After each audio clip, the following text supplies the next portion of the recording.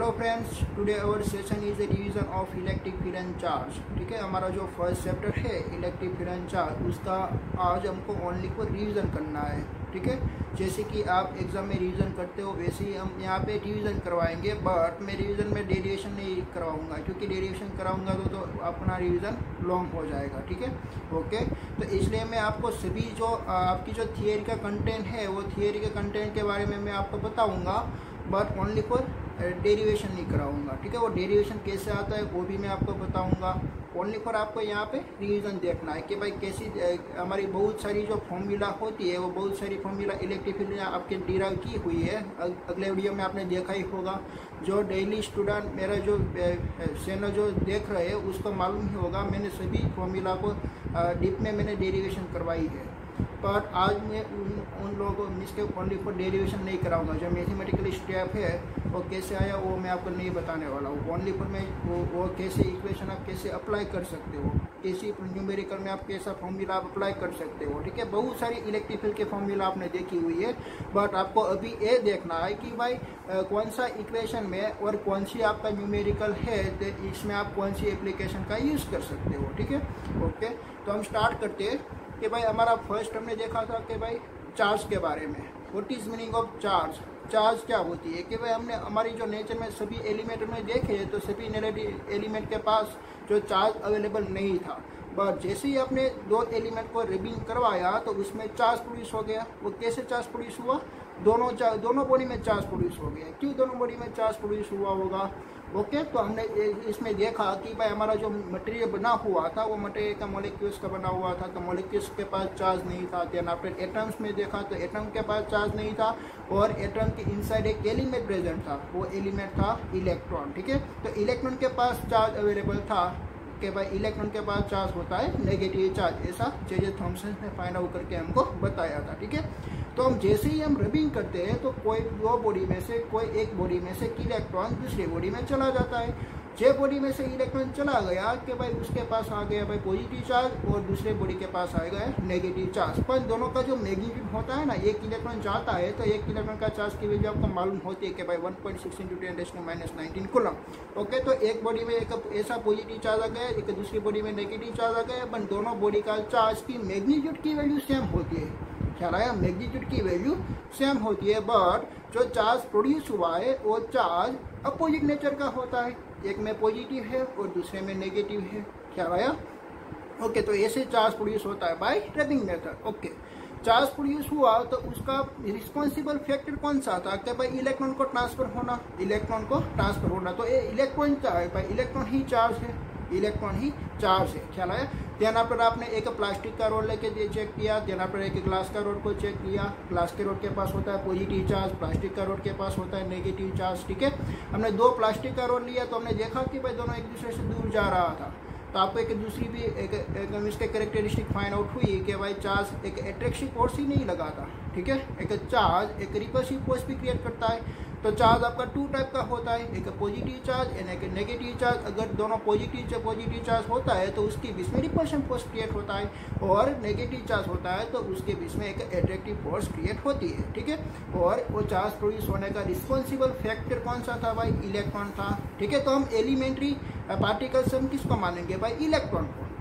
Then after हमने देखा एक इलेक्ट्रॉन थियरी में हमने क्या देखा कि भाई हमारा जो न्यूक्लियस के बारे में मैंने स्टडी किया कि भाई न्यूक्लियस के पास होता है पॉजिटिव चार्ज और उसकी अराउंड होता है हमारा इलेक्ट्रॉन। चला है, एक सेंटर में पॉजिट्रॉन होता है और उसकी अराउंड होती है इलेक्ट्रॉन। ओके, तो दो बॉडी को जब हम रबिंग करवाते हैं तब वन बॉडी में से इलेक्ट्रॉन ट्रांसफर होकर दूसरी बॉडी में जाता है, तो ऐसे हमारा चार्ज क्रिएट होता है। वो इलेक्ट्रॉन ही क्यों ट्रांसफर होता है? हमारा पॉजिट्रॉन क्यों नहीं ट्रांसफर होता है? क्योंकि पॉजिट्रॉन के पास हेवी पार्टिकल्स है। ठीक है, उसका जो मास है उसका मास 1837 टाइम्स इलेक्ट्रॉन से ज़्यादा है, इसलिए इलेक्ट्रॉन ही ट्रांसफर होता है। चला है आपको? ओके, देन आफ्टर जिस बॉडी में मैक्सिमम नेगेटिव चार्ज होता है, जिसके जिस बॉडी में मैक्सिमम हमारा इलेक्ट्रॉन होता है, तो इस बॉडी में नेगेटिव चार्ज उसका नेट नेगेटिव चार्ज आएगा, एंड दूसरी बॉडी में जितना हमारा कम इलेक्ट्रॉन होता है तो उसमें हमारा उसका चार्ज हमारा पॉजिटिव चार्ज होता है। ऐसा हमने सभी इलेक्ट्रॉन थियरी में स्टडी किया। ठीक है, देन आफ्टर हम देखते हैं कि भाई हमारी जो चार्ज होती है तो चार्ज की कैरेक्टरिस्टिक क्या क्या है। तो चार्ज की कैरेक्टरिस्टिक हम फर्स्ट देखते हैं भाई एडिटिविटी। आप उसको एडिशन कैसे करोगे? आपको एडिशन करना है, अर्थमेटिक एडिशन नहीं करना है, बट आपको एडिशन करना है एल्जेब्रिक एडिशन। सपोज के हमारे पास एक बॉडी अवेलेबल है, इसमें है 5 पॉजिटिव चार्ज एंड 2 है नेगेटिव चार्ज। तो आपका जो टोटल चार्ज फाइंड आउट होगा वो एक 3 पॉजिटिव चार्ज फाइंड आउट होने वाला है। क्या है? तो ऐसे आपको एल्जेब्रिक एडिशन करना है, कि सिंपल ही है। ओके, देन अपने हमारी सेकंड प्रॉपर्टी थी क्वांटाइजेशन ऑफ चार्ज। उसकी क्वांटिटी आपको मेजरमेंट करनी है कि भाई 1 इलेक्ट्रॉन जाता है तो उसका चार्ज हो जाता है 1.6 × 10⁻⁹ सपोज के 10 इलेक्ट्रॉन गया तो क्या करोगे भाई 10 से मल्टीप्लिकेशन कर देना है, ओनली फॉर इंटीग्रल मल्टीप्लिकेशन आपको करनी है। तो उसका इक्वेशन निकलेगा कि भाई total charge Q = ±NE। Q ± NE भाई, क्योंकि हमारी जो दो बॉडी में चार्ज ट्रांसफर हो रहा है, इसमें ओबियसली एक बॉडी में पॉजिटिव चार्ज होगा और दूसरी बॉडी में नेगेटिव चार्ज होगा। चला है, इसलिए आप क्या लिख सकते हो भाई Q = ±NE। चला है। और ग्लास का रोड के पास कौन सा चार्ज होता है? Positive charge. और प्लास्टिक का रोड के पास कौन सा चार्ज होता है? नेगेटिव चार्ज होता है। जब आप रबिंग कराओगे तो ग्लास के रोड के पास आता है पॉजिटिव चार्ज। पॉजिटिव चार्ज कैसे फाइंड आउट हुआ? क्योंकि ग्लास बॉडी में से इलेक्ट्रॉन ट्रांसफर हुआ दूसरी बॉडी में, तो चार्ज जो हमारा ग्लास बॉडी है, तो ग्लास बॉडी का मास डिक्रीज होता है, और नेगेटिव वाला जो चार्ज, इसके नेगेटिव वाली जो बॉडी होती है उसका मास भी मैक्सिमम होता है। क्यों मैक्सिमम होता है? क्योंकि हमारा जो चार्ज होता है वो चार्ज विथआउट मटेरियल नहीं हो सकता, एक विथआउट पार्टिकल वो ट्रांसफर नहीं हो सकता, एक वो पार्टिकल्स को भी लेके वो ट्रांसफर होता है। जैसे कि हमको electron is a one type of particles, ठीक है, उसके पास मास भी अवेलेबल है, देन आप उसके पास चार्ज की भी वैल्यू अवेलेबल है। ऐसा नहीं पॉसिबल कि भाई इलेक्ट्रॉन ट्रांसफर हुआ तो उसका मास यहाँ पे रह गया और only for charge he transfer हुआ, ऐसा पॉसिबल नहीं है। क्योंकि इलेक्ट्रॉन जब ट्रांसफर होता है तो इलेक्ट्रॉन के पास दोनों नेचर अवेलेबल है, उसके पास चार्ज भी अवेलेबल है और मास भी अवेलेबल है, सो दैट मास भी आपका ट्रांसफर होता है। ख्याल आया? जिस बॉडी का चार्ज नेगेटिव होता है वो हेवी बॉडी होती है, और जिस बॉडी का मास जिस बॉडी का चार्ज पॉजिटिव होता है उसका मास लाइटर होता है दूसरी वाली कंपैरिजन में, ठीक है। ओके, तो ऐसे हमने सभी सारे इसके फिनोमिना हमने स्टडी किया है। Then after quantization of charge का हमने इक्वेशन निकाला था Q = ±NE। देन आफ्टर दूसरी जो प्रोसेस थी हमारी, जो थर्ड कैरेक्टरिस्टिक थी चार्ज की, वो हमारी कैरेक्टरिस्टिक थी भाई conservation of charge. Conservation of charge का क्या मीनिंग होता है?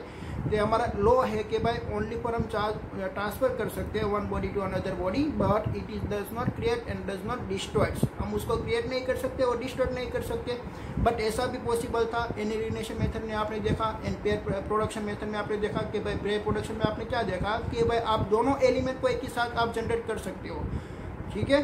कौन सा दोनों एलिमेंट? भाई electron and positron. Electron and positron दोनों को आप एक ही साथ बना सकते हो, एक ही साथ आप डिफ्यूज कर सकते हो, ठीक है। हमारा एटम बम का जब ब्लास्ट हुआ तब हमने देखा कि भाई हमारा थोड़ा सा मटेरियल था और थोड़ा मटेरियल हमारा डिफ्यूज हो गया। चला है, क्योंकि वो डिफ्यूज होकर किस में कन्वर्ट हो गया भाई? एक एनर्जी में कन्वर्ट हो गया। ऐसा किसने बताया था? आइंस्टाइन ने बताया था। आइंस्टाइन का इक्वेशन हमारा निकला था E = mc²। तो वो इक्वेशन ऐसा बताता है कि भाई आपका जो मटेरियल है वो मटेरियल डिफ्यूज होकर एक एनर्जी में ट्रांसफर हुआ। अगर मटेरियल डिफ्यूज हुआ तो इसके अंदर का मोलेक्यूल्स भी डिफ्यूज होगा, मोलेक्यूल्स के अंदर का एक इलेक्ट्रॉन भी डिफ्यूज हुआ, पर डिफ्यूज होना मना है, ठीक है। तो आपने देखा कि भाई यहाँ पे डिफ्यूज तो हुआ पर दोनों डिफ्यूज हो गए, एक पॉजिट्रॉन भी डिफ्यूज हो गए, एन इलेक्ट्रॉन भी डिफ्यूज हो गए, तो ये पॉसिबल है। तो ये प्रोसेस को हम क्या बोलते हैं भाई? Elimination method. ध्यान आप दोनों को कॉन्टेक्ट के मिसटेक दोनों को हम क्रिएट भी कर सकते हैं।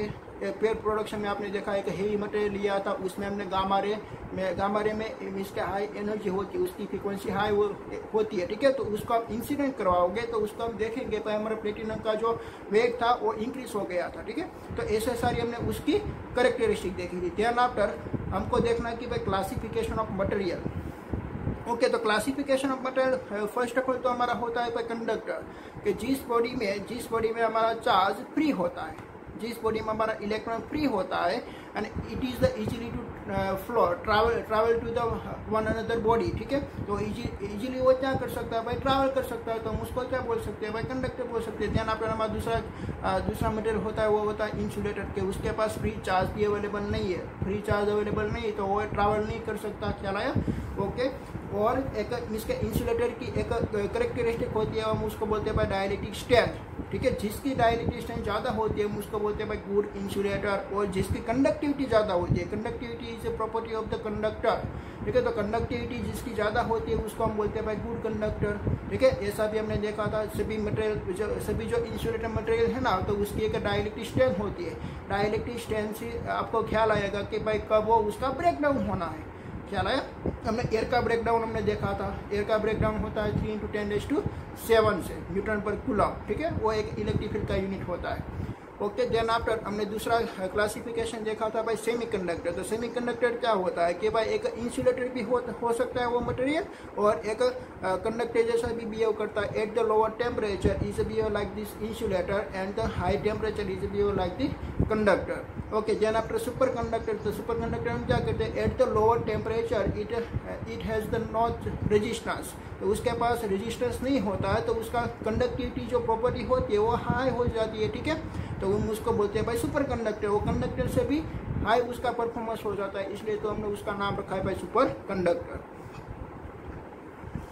ओके, देन आफ्टर हमने एक डिवाइस के बारे में भी स्टडी किया हुआ था कि भाई हमारा ऐसा एक डिवाइस था इलेक्ट्रोस्कोप। तो इलेक्ट्रोस्कोप क्या करता है भाई, it is the device used to detect the charge. Means के जिस बॉडी में चार्ज है कि नहीं वो ऐसे कि डिटेक्ट करता है। मीन्स के जिस बॉडी में चार्ज होगा तो वो क्या करेगा भाई, उसकी जो गोल्ड लिप थी वो एक स्प्रे हो जाएगी। अगर इसमें चार्ज नहीं है तो वो अपनी पोजीशन पे रह जाएगी, मीन्स के पैरेलल ही रह जाएगी। ठीक है, तो ऐसा हमारा इलेक्ट्रोस्कोप था। ओनली फॉर आपको उसका एप्लीकेशन याद रखना है। ठीक है, ओके, देन आफ्टर कि भाई charge only for rubbing method से ही प्रोड्यूस होता है। नॉट हमने थ्री हमने प्रोसेस देखी चार्ज प्रोड्यूस करने के लिए। ठीक है, तो हमारी फर्स्ट प्रोसेस थी वो थी रबिंग प्रोसेस। तो रबिंग प्रोसेस तो आपको मालूम ही है, ओनली फॉर क्या करना है कि भाई फ्रिक्शन से हमारा इलेक्ट्रॉन ट्रांसफर होता है। जो फ्रिक्शन फोर्स लगेगा दो बॉडी के साथ, तो इसमें से हमारा इलेक्ट्रॉन ट्रांसफर हो जाएगा।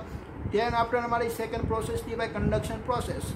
तो कंडक्शन प्रोसेस में क्या होता है, what is the meaning of the conduction process? The conduction process is the contact process. Contact process means कि एक बॉडी के पास हेवी चार्ज है और दूसरी बॉडी के पास मीन्स के चार्ज ही अवेलेबल नहीं है, तो हम दोनों को कांटेक्ट करवाएंगे तो हमारा चार्ज का फ्लो होना स्टार्ट हो जाएगा भाई। High body to lower body हमारा चार्ज फ्लो होना स्टार्ट हो जाएगा। ठीक है, ओके, देन आफ्टर हमारी थर्ड प्रोसेस थी भाई इंडक्शन प्रोसेस। तो इंडक्शन प्रोसेस के पहले हमने एक पोलराइजेशन का फिनोमिना देखा था।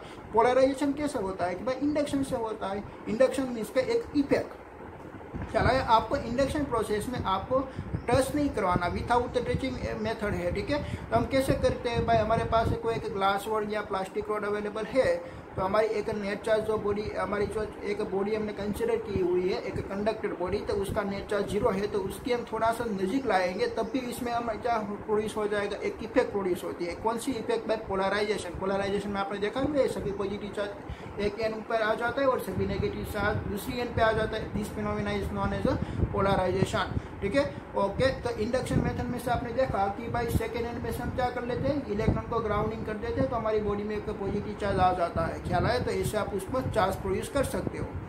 ओके, ध्यान पर हमने देखा कि भाई हमारे पास एक ग्लास रॉड और प्लास्टिक रॉड अवेलेबल है, तो उसकी इन दोनों के बीच में एट्रैक्शन फोर्स क्रिएट होता है, पर वो फोर्स की क्वांटिटी कितनी होती है, वो क्वांटिटी मेजरमेंट करने के लिए एक कूलम्स नाम का साइंटिस्ट ने इक्वेशन निकाला, F = kq1 q2/r²। क्योंकि जो फोर्स प्रोड्यूस हो रहा था वो फोर्स का जो सोर्स था वो सोर्स था हमारा मीन्स के एक चार्ज एलिमेंट। वो सोर्स कौन सा था, एक चार्ज एलिमेंट। जैसे कि हमारा ग्रेविटेशनल फोर्स है, तो ग्रेविटेशनल फोर्स का जो सोर्स होता है इट इज़ द मैटर।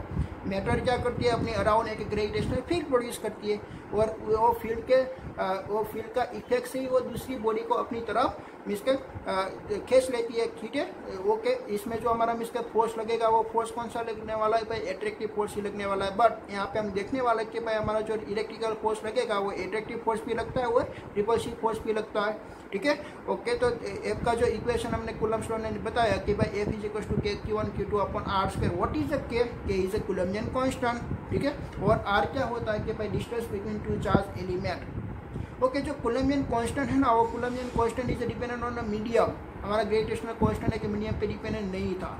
जो के की वैल्यू हमने फाइंड आउट की, जो के की वैल्यू हमने इसके वैल्यू में फाइंड आउट की, उसकी वैल्यू आ रही थी 9 × 10⁹, और उसका इक्वेशन हमने निकाला k = 1/4πε0। What is the epsilon naught? Epsilon naught is the permittivity of free space. ठीक है। वो एक परमिटिविटी ऑफ फ्री स्पेस है। हमने एक फ्री स्पेस में एक फोर्स निकाला, तो वो जो फोर्स की वैल्यू फाइंड आउट हुई, this force is a maximum. Then after हम एटमॉस्फेयर में लाएंगे तो उसकी बीच में भाई एयर और मॉलिक्यूल्स आ जाएंगे, तो उसके कारण उसका फोर्स की वैल्यू डिक्रीज हो जाती है, क्योंकि उसकी इनसाइड मींस के दोनों चार्ज एलिमेंट के बीच में हमने एक मीडियम रख दिया था। एक मीडियम के कारण से उसकी जो इफेक्टिवनेस होती है वो कम होती है, हमने देखा। तो उसकी एप्सिलॉन नॉट की वैल्यू क्या होती है भाई, इंक्रीज होती है। एप्सिलॉन नॉट की वैल्यू मिनिमम कहाँ पे होती है, एक वैक्यूम में होती है, और वो कितनी होती है, 8.85 × 10⁻12 होती है। ख्याल आया। ध्यान आप हमने के का भाई यूनिट भी निकाला था, एप्सिलॉन नॉट का भी यूनिट निकाला था, और उसका डायमेंशन भी हमने निकाला था। ओके, तो हमने यहाँ पे क्या देखा कि भाई हमारा जो इलेक्ट्रिकल फोर्स होता है कूलम्बियन फोर्स, तो Coulombian force is dependent on the medium. हम जैसे जैसे मीडियम को चेंज करके जाएंगे वैसे वैसे हमारा फोर्स की वैल्यू भी चेंज होती है। ओके, देन यहाँ पर हमने एक रिलेटिव परमिटिविटी निकाली थी। क्यों रिलेटिव परमिटिविटी निकाली थी, क्योंकि एप्सिलॉन नॉट की जो वैल्यू आ रही थी वो वैल्यू हमारा वैक्यूम में सबसे कम थी, और एप्सिलॉन नॉट की वैल्यू वेरी लॉन्ग थी, 8.85 × 10⁻12। तो उसकी कंपैरिजन में हमने रिलेशनशिप निकाला था। तो हम उसको बोलेंगे भाई रिलेटिव परमिटिविटी। तो रिलेटिव परमिटिविटी एप्सिलॉन आर, तो epsilon R is equal to हमारा इक्वेशन निकल रहा था epsilon upon epsilon not. What is epsilon? Epsilon is a permittivity of medium upon permittivity of free space, ठीक है।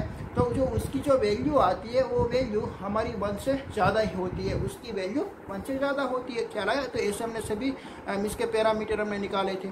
ओके, देन आफ्टर हमारी जो इसके फोर्स का हमने इक्वेशन निकाला ना, F is equal to KQ1 Q2 upon R²। It is the only for show in magnitudes but it is not represent direction. तो हमने एक Coulomb's law in vector form में भी हमने देखा, ठीक है। तो उसमें हमने बताया कि भाई हमारा जो फोर्स लगता है कि फोर्स की एक डायरेक्शन होती है, और डायरेक्शन इंडिकेट करने के लिए हम क्या करेंगे भाई, साथ में हम मल्टीप्लिकेशन में एक यूनिट वेक्टर हम लिख देंगे, तो वो हमारी जो फोर्स की इक्वेशन हो जाती है, वो फोर्स की इक्वेशन एक डायरेक्शन भी रिप्रेजेंट करती है। हमने वेक्टर, आपका जो कूलम्ब्स लॉ वेक्टर फॉर्म है ना, वो ओनली फॉर डायरेक्शन इंडिकेट करने के लिए आपने बनाया हुआ है, ठीक है। तो पहले तो आपकी जो इक्वेशन निकली थी ओनली फॉर एक मैग्नीट्यूड ही बताती थी। देन आफ्टर हमारा दूसरा टॉपिक है भाई इलेक्ट्रिक फील्ड। तो हम इलेक्ट्रिक फील्ड के बारे में बातचीत करेंगे। तो भाई इलेक्ट्रिक फील्ड क्या होती है? Electric field is space, is area.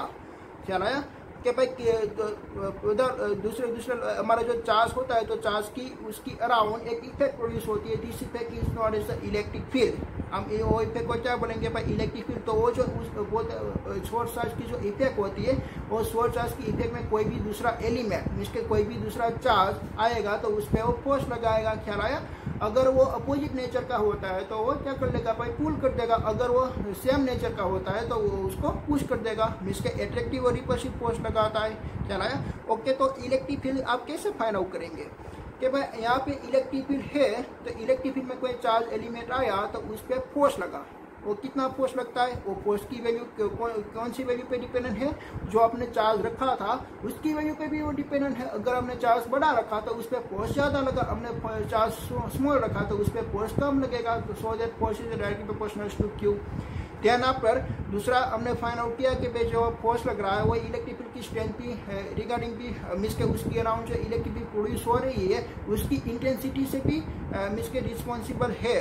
तो हमारा एफ का इक्वेशन निकला, F is equal to Q. तो इसमें से हम ई को सब्जेक्टिव बना देंगे तो F upon Q find out हो गया, तो उसका यूनिट भी निकल गया न्यूटन पर कूलम। ओके, तो electric field is a vector quantity. तो इलेक्ट्रिक फील्ड की डायरेक्शन क्या होती है कि भाई इलेक्ट्रिक फील्ड की डायरेक्शन होती है फोर्स की डायरेक्शन की जो होती है वही इलेक्ट्रिक फील्ड की डायरेक्शन होती है। ख्याल आया। ओके, तो इलेक्ट्रिक फील्ड एक पॉजिटिव चार्ज में से प्रोड्यूस होती है, वो नेगेटिव चार्ज में एक टर्मिनेट होती है। इसे हम कैरेक्टरिस्टिक में हम देखेंगे, ठीक है। ओके, तो इलेक्ट्रिक फील्ड का हमने यहाँ पे यूनिट निकाला कि भाई न्यूटन पर कूलम, और इलेक्ट्रिक फील्ड का हमने इक्वेशन निकाल दिया एफ अपॉन मींस के इलेक्ट्रिक फील्ड का हमने इक्वेशन निकाला एफ अपॉन क्यू। ये जो एफ अपॉन क्यू है ये टेस्ट चार्ज का इक्वेशन है। अगर सोर्स चार्ज का निकालना चाहिए तो हम कूलम्बियन फोर्स से हम निकालेंगे, ठीक है। तो कूलम्बियन फोर्स का हमने यूज़ किया और हमने एक सोर्स चार्ज का इक्वेशन निकाला, और हमारा इक्वेशन था E is equal to KQ upon R²। This equation is a source charge. Electric field का हमने दो इक्वेशन निकाल दिया, E is equal to F upon Q और E is equal to KQ upon R², ठीक है। Okay, तो जो KQ अपन आर स्क्वायर है, जब हमारा शॉर्ट चार्ज और आपका एक पॉइंट दिया होगा तब आपको यूज़ करना है। और टेस्ट चार्ज वाला इक्वेशन आपको जब न्यूमेरिकल में टेस्ट चार्ज की वैल्यू दी हुई होगी तब आपको उसका इक्वेशन आपको यूज़ करना है। ख्याल आया? तो ऐसे आपका 2 इक्वेशन इलेक्ट्रिक फील्ड का फाइंड आउट हुआ। ओके, देन आफ्टर हम देखेंगे भाई इलेक्ट्रिक फील्ड की कैरेक्टरिस्टिक, उसकी फिजिकल सिग्निफिकेंस कि भाई electric field is a real but electric field line is imaginary line. हमने ऐसी इलेक्ट्रिक फील्ड लाइन बनाई थी, वो जो इलेक्ट्रिक फील्ड लाइन थी वो हमारी इलेक्ट्रिक फील्ड लाइन एक इमेजनरी लाइन थी। वो क्या रिप्रेजेंट करती थी भाई? इलेक्ट्रिक फील्ड को रिप्रेजेंट करती थी। ठीक है, और हमने उसकी कैरेक्टरिस्टिक में देखा कि भाई हमारी electric field line is produces a positive charge and terminate into the negative charge, and more electric field line, more number of electric field line is a represent of the strength of electric field। ठीक है, ज़्यादा number of electric field line है तो उसकी strength ज़्यादा होगी, और less number of electric field line है तो उसकी स्ट्रेंथ कम होगी। And 2 electric field line is never cross to each other. चला है, क्योंकि इलेक्ट्रिक फील्ड लाइन में हम कोई भी एक पॉइंट लेके उसका हम टेंजेंट ड्रॉ करेंगे। This tangent is show the direction of the electric field and force. एक इलेक्ट्रिक फील्ड और फोर्स की दोनों की वो डायरेक्शन रिप्रेजेंट करती है। चला, okay. Then after the electric field line is always normal to on the surface. उसका भी हमने प्रूफ निकाला था कि भाई उसका जो हमारी जो इलेक्ट्रिक फील्ड लाइन निकलती है वो एक सरफेस से नॉर्मल होकर निकलती है। ठीक है, and electric field line it is not continuous, it is discontinuous. क्यों डिसकंटिन्यूस? क्योंकि वो पॉजिटिव में से निकली और नेगेटिव में टर्मिनेट हो जाती है। ठीक है, तो ऐसी सारी हमने प्रॉपर्टी हमने देखी थी इलेक्ट्रिक फील्ड की कैरेक्टरिस्टिक में। ठीक है, ओके। देन आफ्टर हमने एक हमारा चार्ज का जो हमारी इलेक्ट्रिक फील्ड का हमने इक्वेशन निकालना स्टार्ट किया कि भाई due to the point charge का हमने इक्वेशन निकाला, और हमने देखा कि भाई due to the point charge का इक्वेशन कैसे निकलते हैं। सपोज कि यहाँ पे हमने कोई चार्ज दिया हुआ है और यहाँ पे हमको पॉइंट दिया हुआ है, तो उसकी बीच का डिस्टेंस होता है r, और एक चार्ज हमारा है सोर्स चार्ज। तो सोर्स चार्ज वाला जो इक्वेशन था वही हमारा एक due to the point charge वाला इक्वेशन आएगा, E=KQ/r²। ठीक है, देन आफ्टर हमने दूसरी एप्लीकेशन देखी थी कि जैसे कि हमारा चार्ज एक लाइन में डिस्ट्रीब्यूशन हुआ है। अगर हमारा चार्ज एक लाइन में डिस्ट्रीब्यूशन हुआ है तो हमने ऐसे एक प्रॉपर्टी निकाली थी लीनियर चार्ज डेंसिटी। तो lambda is indicate of the linear charge density. तो lambda is charge per unit length. हमने क्या मान लिया कि भाई पर यूनिट लेंथ में कितना चार्ज है, पर यूनिट लेंथ में चार्ज है उसका लैम्बडा। 1 यूनिट लेंथ में चार्ज है उसका लैम्बडा, 2 यूनिट लेंथ में चार्ज उसका होगा 2 लैम्बडा। तो सपोज के n यूनिट लेंथ में चार्ज कितना होगा, n लैम्बडा। सपोज के dl यूनिट लेंथ में चार्ज कितना होगा भाई, dl इंटू लैम्बडा होगा। तो उसका हमने चार्ज निकाल लिया। dl is a very small length. ठीक है, dl इज टेंड्स टू 0। तो उसका मीन क्या हुआ कि भाई फिजिक्स का कोई भी इक्वेशन है ना, वो फिजिक्स का कोई भी इक्वेशन आप उसको एक पॉइंट ऑब्जेक्ट कंसीडर करके लगा सकते हो, लेंथ पे आप नहीं लगा सकते हो। तो आपने क्या किया कि भाई हमारी जो लेंथ थी ना, वो लेंथ को आपने एक ऐसा स्मॉल बना दिया, वैसा स्मॉल बना दिया। तो आपने देखा कि भाई एक आपको एक पॉइंट जैसा ही लगता है, तब आप उसको पॉइंट चार्ज का इक्वेशन लगा सकते हो। ठीक है, तो it is a very small length, तो उसके पास चार्ज भी कितना होगा भाई, वेरी स्मॉल। तो उसके पास चार्ज होगा dq। तो dq इज हमारा इक्वेशन निकला था भाई lambda into dl। Then after आप क्या निकालेंगे, इलेक्ट्रिक फील्ड। तो इलेक्ट्रिक फील्ड निकालोगे, बट हमारे एक स्मॉल लेंथ में जो स्मॉल चार्ज था, तो स्मॉल चार्ज का इफेक्ट भी कितना होगा, वेरी स्मॉल। तो d is equal to KdQ/r², और dq की आपने वैल्यू पुट की। देन आपने dl करके सभी की इलेक्ट्रिक फील्ड को आपको क्या करना है भाई, addition. It is known as integration, और उसका आपने इंटीग्रेशन निकाला। ठीक है, वैसे हमारी एक दूसरी एप्लीकेशन कि भाई हमारा चार्ज एक प्लेट में डिस्ट्रीब्यूशन हुआ है। हमारा चार्ज एक प्लेट में डिस्ट्रीब्यूशन हुआ है। अगर प्लेट में डिस्ट्रीब्यूशन होता है तो हम एरिया कंसीडर कर लेंगे, स्मॉल एरिया। ठीक है, तो उसकी हमने एक क्वांटिटी निकाली, it is known as a surface charge density. तो सिग्मा इज इक्वल टू हमारा इक्वेशन बनता है charge per unit area. Charge per unit area आप उसका यूनिट भी निकाल सकते हो, कूलम पर मीटर स्क्वायर। पहला का यूनिट आएगा कूलम पर मीटर, उसका डायमेंशन भी आप निकाल सकते हो। ठीक है, ओके। ये जो सभी क्वांटिटी है डेंसिटी, तो density is a scalar quantity, it not vector quantity. ठीक है, वो ओनली फॉर आपकी एक वैल्यू फाइंड आउट करके आपको देती है। ओके, तो ऐसे आपको उसकी भी आप इलेक्ट्रिक फील्ड जैसे सेम टू सेम आपको फाइंड आउट करना है कि भाई स्मॉल एरिया कंसीडर किया, स्मॉल एरिया इतना स्मॉल कंसीडर किया कि एक पॉइंट जैसा लगा। तो आपने एक पॉइंट का इलेक्ट्रिक फील्ड का इक्वेशन निकाल दिया कि भाई d is equal to KdQ/r², और dq इज इक्वल टू यहाँ पे क्या आने वाला है, सिग्मा इंटू dl।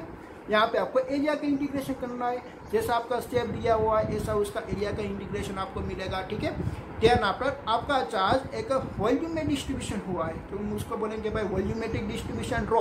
तो रो इज इक्वल टू क्या आएगा, चार्ज पर वॉल्यूम, चार्ज पर वॉल्यूम। तो चार्ज पर वॉल्यूम का हम इसका यूनिट क्या होता है, अगर स्फीयर होता है तो उसका वॉल्यूम होता है 4/3 πr³। तो उसका यूनिट निकलेगा हमारा coulomb per metre cube, coulomb per metre cube, ठीक है। तो उसकी भी हम इलेक्ट्रिक फील्ड निकालेंगे। वो जो इलेक्ट्रिक फील्ड स्मॉल आती है वो D = kdq/r² आती है, ठीक है। इसमें भी हमारा जो dq होता है वो dq क्या होता है, ρ × dv। dv is a small volume आपने जो कंसिडर किया और उसका स्मॉल कंसिडर करके हमने पूरी बॉडी को कवर कर लिया। तो उसको हम क्या कर लेंगे भाई, इंटीग्रेशन, उसका हमने इंटीग्रेशन कर लिया था। ऐसे हमने सभी प्रॉपर्टी फाइंड आउट की। ओके, ध्यान आपको देखना है कि भाई अगर आपका नेचर में 2 चार्ज अवेलेबल नहीं है बट 2 से ज़्यादा चार्ज अवेलेबल है, तब आप इसके कूलम्ब्स लॉ का आप यूज़ नहीं कर सकते हो, ठीक है। और कूलम्ब्स लॉ का लिमिटेशन होती है कि भाई Coulomb's law is only for applicable of the 2 point charge. पर यहाँ पे तो 2 से ज़्यादा चार्ज अवेलेबल है। ध्यान आपको कोई एक चार्ज पार्टिकल्स को एक टारगेट मान के उस पे ऊपर लगने वाला टोटल फोर्स आपको फाइंड आउट करना है। कि जैसे कि हमारे सिस्टम में 3 चार्ज अवेलेबल है, Q1, Q2 and Q3, but आपको फाइंड आउट करना है कि भाई Q1 पे कितना फोर्स लगता है, कि Q1 चार्ज पार्टिकल्स पे कितना टोटल फोर्स लगता है। तो आप कैसे फाइंड आउट करेंगे भाई, हमने उस प्रिंसिपल देखा था कि भाई सुपरपोजिशन ऑफ प्रिंसिपल, उसमें हमने देखा था कि भाई सभी सारा फोर्स को हम क्या कर लेंगे भाई, एडिशन, ठीक है। तो वैसा हमने एक सुपरपोजिशन ऑफ प्रिंसिपल निकाल दिया कि भाई जहाँ पे आपकी एक लिमिटेशन स्टार्ट होती है कूलम्ब फोर्स की, वहाँ से हमने एक दूसरा एप्लीकेशन निकाल दिया, एक सुपरपोजिशन ऑफ प्रिंसिपल। ओके, तो इलेक्ट्रिक फील्ड, जो इलेक्ट्रिक फील्ड होती है ना, तो यहाँ पे हमने एक सपोज कि हमारे मैटर के पास कोई चार्ज अवेलेबल है तो वो उसके अराउंड एक इलेक्ट्रिक फील्ड प्रोड्यूस करती है, ठीक है। ओके, ओके, तो उसकी एप्लीकेशन आपने सभी सारी देखी। देन आफ्टर हमको देखना है कि भाई superposition of principle applying to the electric field. तो इलेक्ट्रिक फील्ड में सेमी फिनोमिना आपको यूज़ करना है। अगर इसमें आपकी सिस्टम में एक चार्ज पार्टिकल से ज़्यादा चार्ज पार्टिकल्स है तो दोनों चार्ज पार्टिकल्स की जो इलेक्ट्रिक फील्ड की इफेक्ट होती है वो इलेक्ट्रिक फील्ड की इफेक्ट एड हो जाती है। सेम नेचर का हो तो ऐड हो जाती है, अगर अपोजिट नेचर का हो तो उसको हम सब्ट्रैक्ट कर लेंगे, ठीक है। ओके, देन आफ्टर हमारा एक न्यू टॉपिक है, वो टॉपिक है हमारा इलेक्ट्रिक डाइपोल मोमेंट।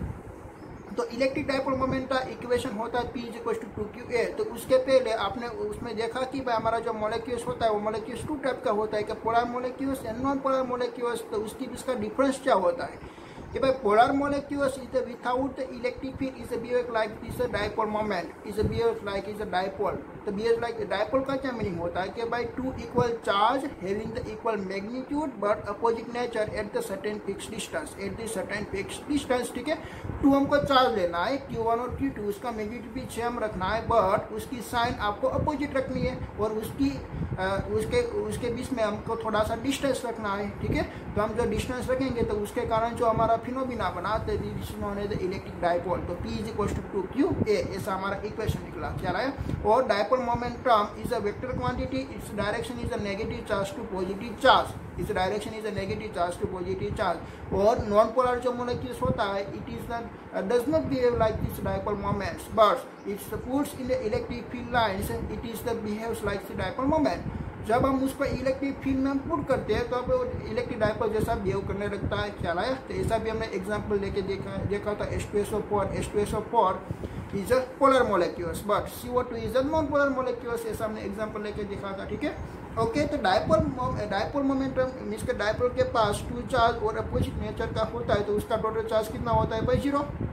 अगर उसका टोटल चार्ज 0 है तो वो क्या इलेक्ट्रिक फील्ड प्रोड्यूस कर सकती है, ओबियसली कर सकती है। हमने इलेक्ट्रिक फील्ड भी फाइंड आउट की थी on the axis point and equatorial axis point. तो ऑन दी एक्सिस पॉइंट पे हमने फाइंड आउट की और उसकी जो डायरेक्शन होती है वो कौन सी होती है भाई, negative charge to positive charge. अगर आप डाइपोल से लेकर अपना पॉइंट तक का डिस्टेंस मेजरमेंट करना चाहते हो तो आपको एक सेंटर से लेकर उसका पॉइंट तक का डिस्टेंस आपको मेजरमेंट करना पड़ेगा, ख्याल है आपको।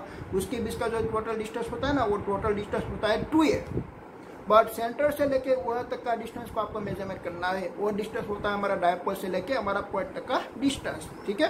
ओके, तो ऐसे हमने सभी सारे रूल्स लगा दिया और हमने इलेक्ट्रिक फील्ड दोनों की फाइंड आउट की by electric field due to a positive charge at that location and electric field due to the negative charge at that location. Then after हमने इलेक्ट्रिक फील्ड दोनों की एडिशन की और उसका equation हमने निकाला। वो इक्वेशन हमारा निकला 2kp/r³।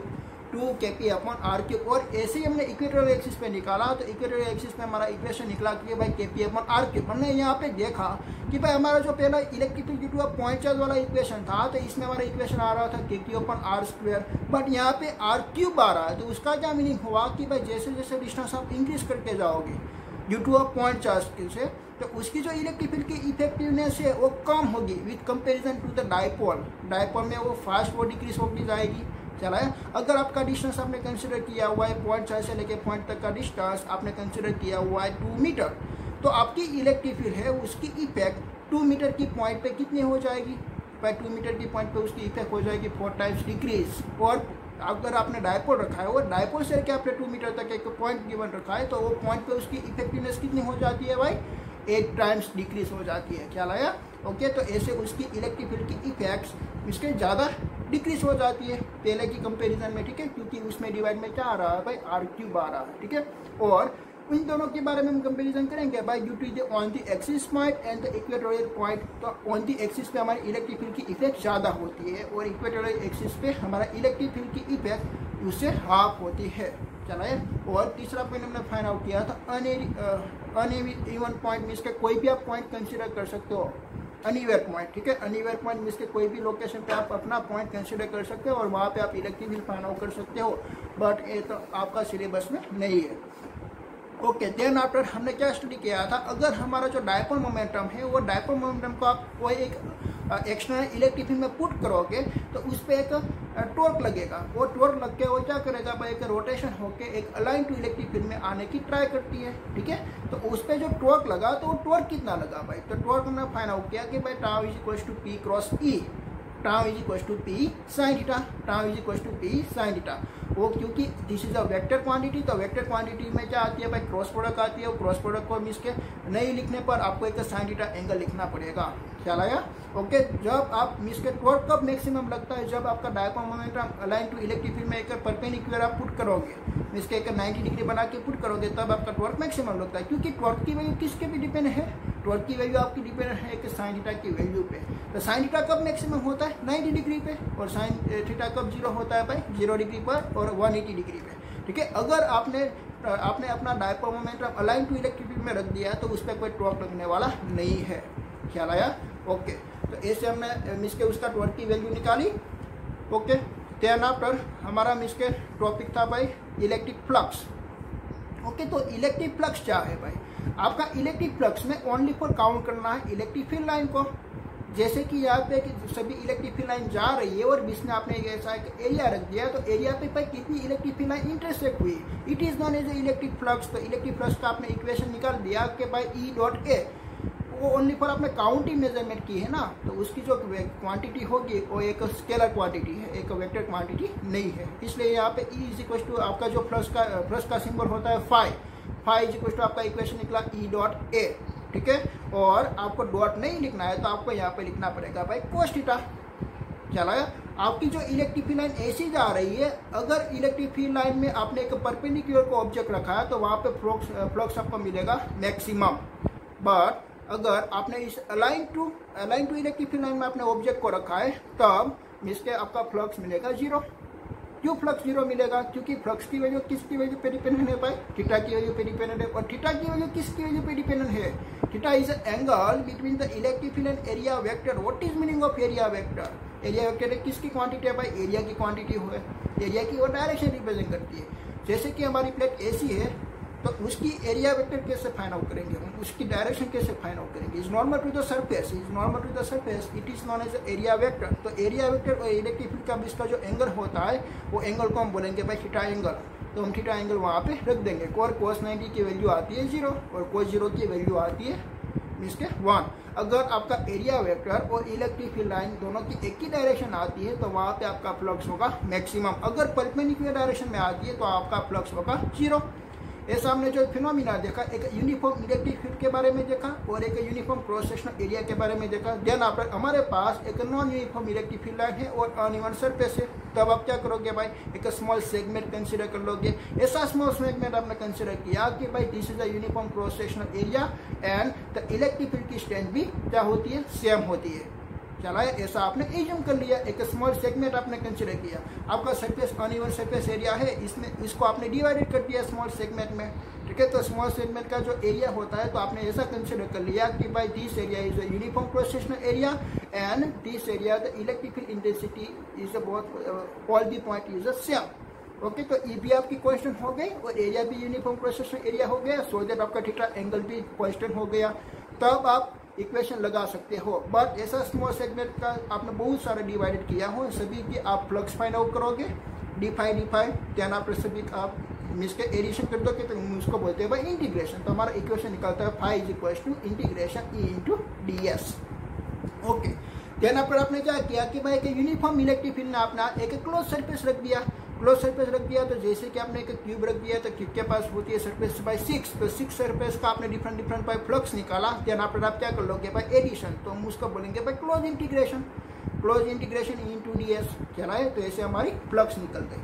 प्लस का इक्वेशन कितना हुआ भाई, phi is equal to E into A. अगर आपकी यूनिफॉर्म इलेक्ट्रिक फील्ड होती है और एक यूनिफॉर्म क्रॉस सेक्शनल एरिया होता है, तब जब आपका अनइवन सरफेस एरिया होता है तब आपको इंटीग्रेशन करना है, इंटीग्रेशन इनटू डीएस, ठीक है। जब आप कोई एक ऑब्जेक्ट मींस के क्लोज ऑब्जेक्ट पुट कर रहे हो तब उसका फ्लक्स निकलता है by close integration into DS. और आपने देखा कि भाई एक्सटर्नल इलेक्ट्रिक फील्ड में जब आप क्लोज ऑब्जेक्ट को पुट करते हो तो उसका टोटल फ्लक्स आता है 0। देन आपको निकालना है कि भाई गॉस लॉ। तो गॉस लॉ क्या बताता है भाई, गॉस लॉ भी एक फ्लक्स के बारे में ही बताता है। अगर आपने एक यूनिफॉर्म इलेक्ट्रिक फील्ड में कोई एक ऑब्जेक्ट को क्लोज ऑब्जेक्ट को आपने पुट किया है तो जो उसका जो फ्लक्स होता है वो फ्लक्स उसकी इनसाइड में टोटल कितना चार्ज आपने पुट किया उसकी वजह पे वो डिपेंडेंट है। अगर उसकी इनसाइड में कोई चार्ज नहीं है, तो भाई फ्लक्स कितना आने वाला है 0। ऐसा आपने आगे देखा था कि भाई हम यूनिफॉर्म इलेक्ट्रिक फील्ड में कोई एक ट्यूब को रखेंगे, भाई उसकी इनसाइड कोई चार्ज अवेलेबल नहीं है तो उसका फ्लक्स कितना फाइंड आउट हुआ था 0। क्यों फ्लक्स फाइंड आउट होता है 0, क्योंकि ये वाली जो सरफेस पे जितनी इलेक्ट्रिक फील्ड लाइन इंटरसेक्ट हुई और सामने वाली सरफेस पे सभी इलेक्ट्रिक फील्ड लाइन एग्जिट हो जाती है, तो टोटल इलेक्ट्रिक फील्ड लाइन कितनी फाइंड आउट हुई 0। चला है, तो ऐसे उसका फ्लक्स आपका 0 हो जाता है। गॉस लॉ क्या बताए, गॉस लॉ ने गॉस ने एक इक्वेशन निकाला कि close integration into DS is equal to summation of Q upon epsilon naught. वो ये बताती है कि भाई आपने जो क्लोज सरफेस बनाई हुई है वो क्लोज सरफेस के इनसाइड आपने चार्ज कितना रखा है, वो चार्ज की वैल्यू पे आपकी डिपेंड है भाई फ्लक्स की वैल्यू। क्योंकि चार्ज आपने पॉजिटिव चार्ज रखा है तो पॉजिटिव चार्ज में से सभी इलेक्ट्रिक फील्ड लाइन प्रोड्यूस होती है। वो कितनी इलेक्ट्रिक फील्ड लाइन प्रोड्यूस होती है 1 अपन एप्सिलॉन नॉट जितनी, इसलिए उसका इक्वेशन निकला था क्यू अपन एप्सिलॉन नॉट। चल आया, क्योंकि एक चार्ज है 1 कूलम आपने चार्ज रखा तो 1 कूलम चार्ज में से इसके इलेक्ट्रिक फील्ड लाइन निकलती है 1 अपन एप्सिलॉन नॉट। आपने 2 कूलम चार्ज रखा तो 2 अपन एप्सिलॉन नॉट, ठीक है। तो ऐसे उसकी इलेक्ट्रिक फील्ड लाइन एक रेडियली आउटवर्ड डायरेक्शन में निकलती है और सभी इलेक्ट्रिक फील्ड लाइन आपने उसकी इनसाइड में रखा है तो सभी इलेक्ट्रिक फील्ड लाइन वो एरिया पे इंटरसेक्ट होती है और electric field line is intersect to area, it is known as a flux. तो उसको क्या बोलते हैं भाई फ्लक्स। तो इसलिए तो हमने यहाँ पे close integration into DS is equal to क्या लिखा हुआ है कि भाई summation of Q upon epsilon naught. Okay, but उसकी एक कंडीशन अवेलेबल थी। वो कंडीशन क्या थी भाई, आपको ओनली फॉर एप्लीकेबल करना है कि क्लोज सरफेस के ही लिए, ठीक है। क्योंकि अगर आपकी क्लोज सरफेस नहीं है तो वहाँ पे आपको फ्लक्स नहीं फाइंड आउट होगा। एक ओपन सरफेस है तो सभी इलेक्ट्रिक फील्ड लाइन एग्जिट हो जाएगी, वहाँ पे कोई प्लेन ही अवेलेबल नहीं है तो वो एरिया पे इंटरसेक्ट नहीं होगा। अगर एरिया पे इंटरसेक्ट नहीं होगा तो आपका flux Q upon epsilon not जितना नहीं आ सकता। ख्याल आया? Okay, it is the applicable for the close surface and symmetrical surface. कौन सी सरफेस भाई, सिमेट्रिकल सरफेस। और आपको चार्ज को काउंट करना है ना, वो चार्ज आपकी क्लोज सरफेस की इनसाइड होना चाहिए। इतना ही चार्ज को आपको एक आपको एक एल्जेब्रिक एडिशन करना है। ख्याल आया? बट आउटसाइड का चार्ज को आपको काउंट करना नहीं है। आउटसाइड का जो चार्ज आपने रखा हुआ है तो उसका आपको फ्लक्स तो मिलता है बट उसका फ्लक्स क्या हो जाता है भाई, नेट 0 हो जाता है, ठीक है। So that count is only for inside charge. Okay, and then आपकी जो सरफेस होती है वो सरफेस आपकी सिमेट्रिकल होनी चाहिए। क्यों सिमेट्रिकल होनी चाहिए? सिमेट्रिकल सरफेस लेने से आपकी जो electric field at that point every point पे आपकी जो इलेक्ट्रिक फील्ड की स्ट्रेंथ आती है वो सेम आती है। Then after angle theta angle means के angle is between two area and electric field is same is all the point on the surface. तो ऐसी सरफेस अगर नहीं है तो आपको एज्यूम करनी है वो सरफेस को हम बोलते हैं भाई गॉसियन सरफेस, ठीक है। तो गॉसियन सरफेस क्या है कि भाई Gaussian surface is imaginary surface. तो गॉसियन सरफेस अप्लाई करने की भी हमने कंडीशन देखी थी। तो हमारी एक फर्स्ट कंडीशन थी कि भाई जो पॉइंट पे आपको फाइंड आउट करनी है इलेक्ट्रिक फील्ड, वो पॉइंट गॉसियन सरफेस पे आनी चाहिए, ठीक है, वो पॉइंट गॉसियन सरफेस पे आनी चाहिए। देन आफ्टर के भाई electric field at that all the point on the Gaussian surface is the same, then after angle theta is between area vector and electric field is the all the point on the surface is the same. आपका theta angle भी same होना चाहिए, then after electric field भी same होने चाहिए, वो उसकी condition थी। और आप जो गॉसियन सरफेस बना रहे हो वो गॉसियन सरफेस की सिमेट्रिकल सरफेस होनी चाहिए कि भाई जिसका एरिया आप इजीली फाइंड आउट कर सकते हो। जैसे कि एक स्फेरिकल सेल, तो स्फेरिकल सेल का एरिया आपको फाइंड आउट करना इजी पड़ता है कि भाई 4πr², ठीक है। और वैसे आप एक सिमेट्रिकल एरिया कंसीडर कर सकते हो कि जिसका एरिया आप इजीली फाइंड आउट कर सकते हो, ठीक है। ओके, तो हम उसकी एप्लीकेशन देखते हैं भाई ड्यूटी द पॉइंट चार्ज। तो उसकी एप्लीकेशन देखने से पहले आपको एक फर्स्ट स्टेप याद रखनी है। फर्स्ट स्टेप आपका है भाई गॉसियन सरफेस कंसीडर करना। क्या है गॉसियन सरफेस कंसीडर करना। वो गॉसियन सरफेस कैसी कंडीशन करेंगे हम, तो वो आपको देखना है कि भाई एप्लीकेशन ऑफ गॉस लॉ में आपको मैं गॉस लॉ की जो गॉसियन सरफेस का कंसीडर करने की मैंने आपको कंडीशन बताई कि भाई हमारा जो पॉइंट है तो पॉइंट के ऊपर आपकी गॉसियन सरफेस आनी चाहिए, ठीक है। तो वो सब आपको फॉलो करनी है, ऐसे आप एक गॉसियन सरफेस ड्रॉ करेंगे, ठीक है। देन आपने हमारा दूसरा स्टेप है कि भाई क्लोज इंटीग्रेशन इनटू डीएस की वैल्यू फाइंड आउट करना।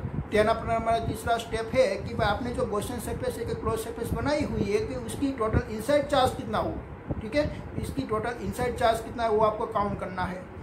देन आफ्टर आपको एक लास्ट स्टेप, तो लास्ट स्टेप में आपको क्या करनी है कि भाई अप्लाइंग द गॉसियन थ्योरम का आपको इक्वेशन पुट कर देना है। वो सभी आपने स्टेप को फॉलो किया और due to the point charge का इक्वेशन निकाला और आपने देखा कि भाई E = kq/r² आपका इक्वेशन निकल रहा है।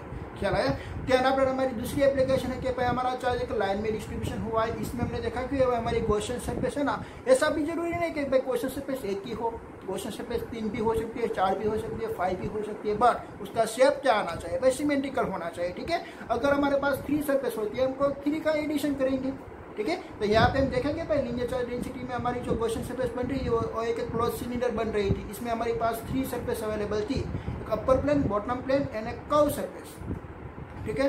तो उसमें हमने देखा कि भाई बॉटम प्लेन और अपर प्लेन का जो इलेक्ट्रिक फील्ड और एरिया वेक्टर के बीच का जो एंगल था वो एंगल हमारा 90 डिग्री बन रहा था। 90 डिग्री एंगल बनेगा तो हमारे cos 90 की वैल्यू हो जाती थी 0, इसलिए उसका फ्लक्स आपको मिलने वाला नहीं है। बट किसका फ्लक्स निकलने वाला, एक कर्व सरफेस का, ठीक है। ओके, तो दूसरे स्टेप में हमने देखा था कि कर्व सरफेस में हमको उसका फ्लक्स निकला था।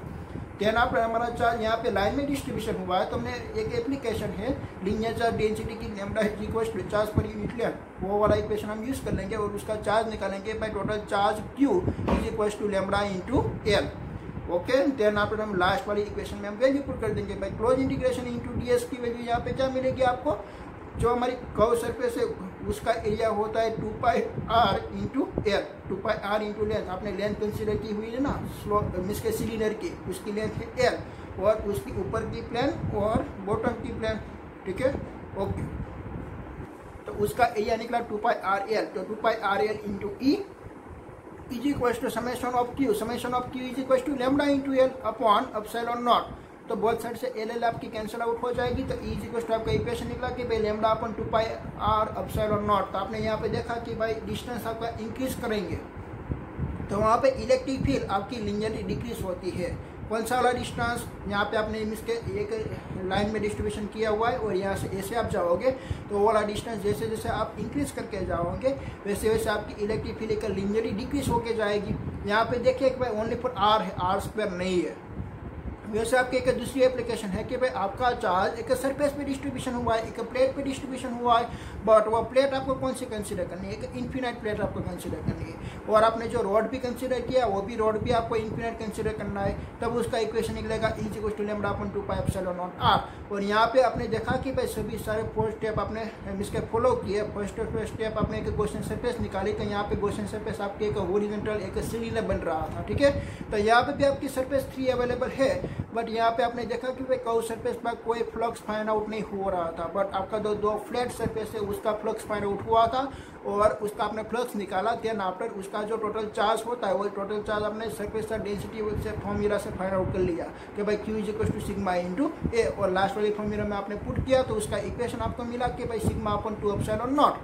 σ/2ε0 इस वाली इक्वेशन आपको क्या बताती है कि भाई आपकी इलेक्ट्रिक फील्ड वो डिस्टेंस पे डिपेंडेंट नहीं है, बट कंडीशन क्या है आपकी, भाई आपने कंसीडर की हुई है एक इन्फिनाइट प्लेट। अगर आप फिनाइट प्लेट कंसीडर करने वाले हो तो वो डिस्टेंस पे भी वो डिपेंडेंट होगी, कहलाया, क्योंकि प्लेट में से जो इलेक्ट्रिक फील्ड लाइन प्रोड्यूस होगी वो इलेक्ट्रिक फील्ड लाइन इस यूनिफॉर्म इलेक्ट्रिक फील्ड लाइन होती है। तो यूनिफॉर्म इलेक्ट्रिक फील्ड लाइन का क्या मीनिंग होता है भाई, यहाँ पे जितनी इलेक्ट्रिक फील्ड लाइन हमने एरिया पे कंसीडर की उतनी इलेक्ट्रिक फील्ड लाइन यहाँ पे भी सेम टू सेम आ रही थी, क्योंकि वो स्ट्रेट डायरेक्शन में जाएगी। सभी इलेक्ट्रिक फील्ड लाइन एक स्ट्रेट डायरेक्शन में जाएगी, वो एक कर्व सरफेस में नहीं जाती है। ठीक है, ओके। तो वैसे हमने देखा, और हमने दूसरा भी देखा कि अगर हम हमारी एक सीट कंसीडर कर सकते हैं, सीट में हमारी टू प्लेन होती है, तो टू प्लेन का इलेक्ट्रिक फील्ड का इक्वेशन होता है sigma upon 2 epsilon not, sigma upon 2 epsilon not. उसका हम एडिशन कर देंगे तो हमारा इक्वेशन मिलेगा सिग्मा अपॉन एप्सिलॉन नॉट। तीसरी हमारी एप्लीकेशन थी कि भाई हमारा एक चार्ज एक सरफेस पे डिस्ट्रीब्यूशन हुआ है, एक स्फेरिकल सेल पे। तो इसमें हमने 3 लोकेशन नोटेड किए कि भाई एक आउटसाइड का पॉइंट, एक ऑन दी सरफेस का पॉइंट, एक इनसाइड का पॉइंट। तो आउटसाइड का point is be like this point charge कि भाई उसका जो चार्ज आपने सरफेस पे कंसीडर किया हुआ है, तो आप एज्यूम कर सकते हो कि उसका सभी सारा चार्ज एक पॉइंट पे इंसिडेंट हुआ है, एक सेंटर पे इंसिडेंट हुआ है। ठीक है, तो सेंटर से लेके पॉइंट तक का डिस्टेंस दिस इज आर, और इसकी इलेक्ट्रिक फील्ड का इक्वेशन आपने निकाला is equal to K Q upon R square, और ऑन दी सरफेस का इक्वेशन आपने निकाला K Q upon R square. But आपने देखा कि भाई ऑन दी सरफेस का जो इलेक्ट्रिक फील्ड बन रहा था, this electric field is maximum is comparison to the outside point. And then after inside अपने पॉइंट्स कंसीडर किया, उसमें एक अपने गॉसियन सरफेस कंसीडर की, बट वो गॉसियन सरफेस में कोई चार्ज प्रेजेंट नहीं था, तो total charge Q is equal to 0 है। तो अगर चार्ज नहीं है तो इलेक्ट्रिक फील्ड कौन बनाएगा, तो वहाँ पे कोई इलेक्ट्रिक फील्ड नहीं फाइंड आउट हुई। तो स्फेरिकल सेल की इनसाइड इलेक्ट्रिक फील्ड इज 0। ठीक है, ओके। देन आफ्टर आपने एक लास्ट वाली एप्लीकेशन देखी कि भाई आपका जो चार्ज है वो सभी सारा चार्ज एक वॉल्यूम में डिस्ट्रीब्यूशन हुआ है, एक वॉल्यूम में डिस्ट्रीब्यूशन हुआ है। अगर वॉल्यूम में डिस्ट्रीब्यूशन हुआ है तो उसका भी आपको एक 3 पॉइंट लोकेशन किया कि एक आउटसाइड ऑन दी सरफेस, एक on the inside the surface. तो आउटसाइड का जो पॉइंट था, उसमें electric field line due to the point charge जैसा ही फाइंड आउट हुआ कि भाई K Q upon R square, on the surface पे K Q upon R square. But यहाँ पे भी ऑन दी सरफेस पे उसकी इलेक्ट्रिक फील्ड की इफेक्ट मैक्सिमम होगी। ऑन दी सरफेस मींस के सोर्स चार्ज के नियर का पॉइंट, वहाँ पे आपकी इलेक्ट्रिक फील्ड की स्ट्रेंथ ज़्यादा ही होती है। एंड देन आपने इनसाइड एक पॉइंट लोकेशन किया, वहाँ पे आपने इलेक्ट्रिक फील्ड निकाली, वो इलेक्ट्रिक फील्ड आ रही थी by E is directly proportional to R। ऐसा कोई इक्वेशन आ रहा था कि भाई E is equal to R rho upon 3 epsilon naught. तो इसमें आपने देखा कि भाई यहाँ पे तो electric field is direct proportional to R है। जैसे जैसे आपका R का डिस्टेंस इंक्रीज होकर जाएगा वैसे वैसे आपकी इलेक्ट्रिक फील्ड इंक्रीज हो जाती है। बट कहाँ तक, जब तक आपकी मिस के बॉडी अवेलेबल है तहाँ तक। ठीक है, जब आपका आउटसाइड का पॉइंट आ जाएगा तब उसकी इलेक्ट्रिक फील्ड लाइन डिक्रीज होती है E is equal to K Q upon R square के इसके अनुसार। ठीक है, क्योंकि आउटसाइड का पॉइंट का आपका इलेक्ट्रिक फील्ड का इक्वेशन था E is equal to K Q upon R square. ठीक है, तो ऐसा हमने सभी सारे हमारा जो चैप्टर था उसकी एप्लीकेशन हमने देखी, और इलेक्ट्रिक फील्ड का बहुत सारा हमने मिस के इक्वेशन निकाला। वो सभी इक्वेशन आपको कहाँ तक का यूज़ करना है वो आपको मालूम पड़ गया होगा। तो ऐसे हमने फर्स्ट चैप्टर का रिवीजन ख़त्म किया। Okay, thank you.